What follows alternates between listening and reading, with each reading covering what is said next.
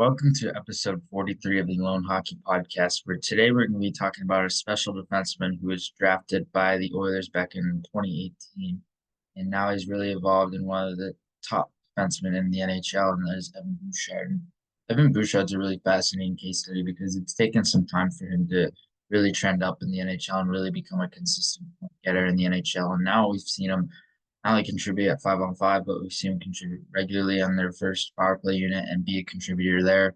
And he's a guy who can play in any single situation for the Oilers, and he played so many minutes for them throughout the playoffs run as well.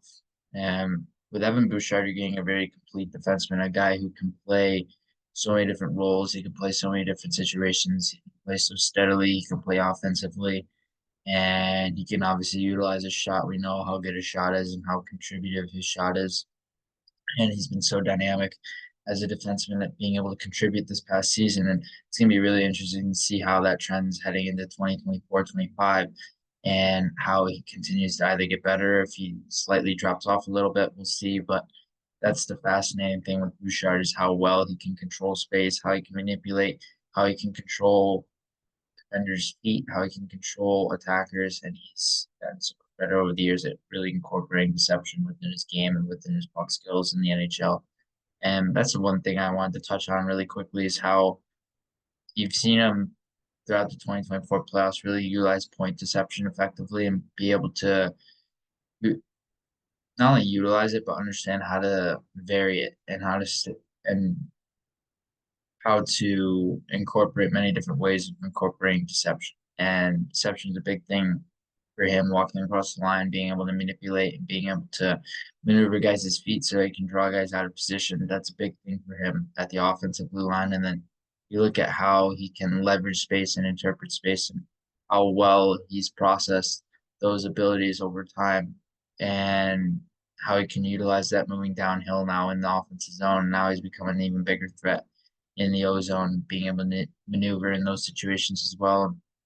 Moving laterally is another big thing for him and how well he can contribute moving laterally and how effective he's developed himself at being a lateral playmaker. And he's so keen on being able to not only maneuver laterally, but understand how to utilize his vision to be able to make cross ice passes, generate cross ice passes, and find seams through many tough situations in the ozone as well. And obviously, we know he has an explosive shot. He's so good at being able to generate that shot with consistently. And he utilizes his shot really effectively to leverage pucks that can get deflected or tipped on net. So he can shoot the puck in a variety of ways. He can shoot it high, he can shoot it low, he can use his slap shot, he can use his wrist shot, he can use his snap shot.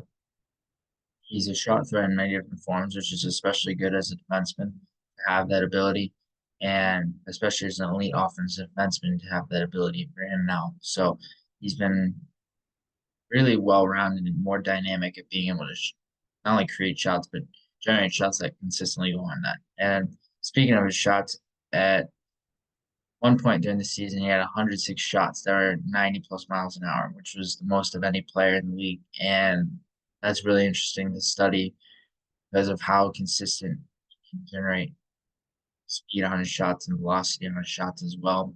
That's another interesting topic when talking about Bouchard is the speed that he can gather through his slap shot. And his slap shot has a lot of natural power to it. And even his wrist shots develop more power to it as well. So I've seen him become a better goal scorer as a result of that. And as a result of his ability to use his slap shot, which is powerful from the point in and of itself, but also utilize his wrist shot. Like I said, coming downhill, he can attack that space in many different ways below the top of the circle inside the offensive zone as well. And some analytics regarding him, his ozone passing percentage is at 73% relative to 69% average among players in 2024 or 23-24 season. Is 28 ozone passes per 60, which is relative to a 25 average. So he's a lot in terms of ozone passing, being able to generate passes, being able to generate consistently in many different strengths. And his primary shot assist per 60 was at 7.9 in the 23-24 season relative to a 5.3 average. And secondary shot assists were also above average as well. And then you look at his controlled exit percentage, which is at 65% compared to a 60% average. So player who's very contributive on the offensive side of the puck, clearly, and you see him contributing in waves. You don't only see him trying to score, but you see him making plays. You see him sometimes make flashy plays. He can make plays under duress. He can make plays that are tougher, moving laterally to like small area plays. There's a lot of dynamic options to his arsenal and his toolkit that he can really utilize and weaponize to be able to be a threat in many different situations inside the offensive zone, be able to contribute consistently as well. And mentioned many times how he's a well-rounded offensive playmaker who can make plays in many different situations, but his special defining skill that I've seen from him is his passing and being able to use his vision. And those two really combine and link together really well. He's a heads up style player. He's very aware of what he's doing at all moments in the ozone. And he always likes to maintain that awareness. He doesn't like to get too caught off guard. And he always likes to make sure that he's controlling the play. And when he has the puck in his stick, he's going to make something happen.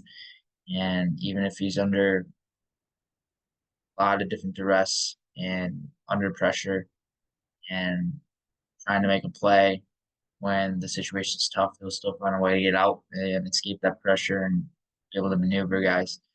And that's the thing with him is he's not necessarily the fastest guy. Like one of the guys I compare him to in terms of defenseman is Adam Fox because Adam Fox is smaller. He's a rover style player, obviously an offensive defenseman, but plays all situations. Then you look at Adam Fox's game, his actual game, and with him, what's really interesting is how he makes plays under duress, but also hold guys off till the very last second until he wants to. So he gets that leverage from himself in that way, and that makes him very special in that sense.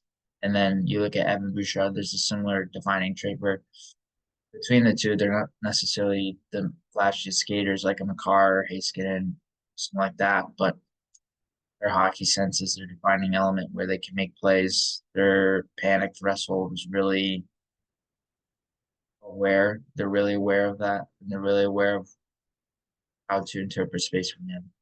So those are a lot of different things that come to mind when talking about Adam Fox and linking that together and comparing him to Evan Bouchard and the hockey sense elements, the anticipation, the stick patterning and defensive detail, the ability to surf, angle, and incorporate modern nuances to their defensive habits are what are things that are very comparable between the two. And you look at ozone habits and how those two can really link together their vision. They can make plays under duress, and they've improved as scorers as well individually. So that's a really interesting thing. And then he's an elite expected goal play driver as well. So on the ice, he's contributing in terms of expected goal numbers, and he's contributing a lot in that sense as well. And anytime he's on the ice, could be any strength. He's always looking.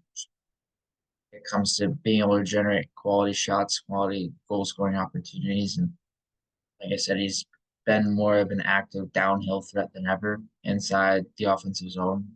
Bouchard and how he can really leverage that space, leverage that attacking into your mindset to be able to be a threat usually and be able to utilize his puck skills in many different ways as well.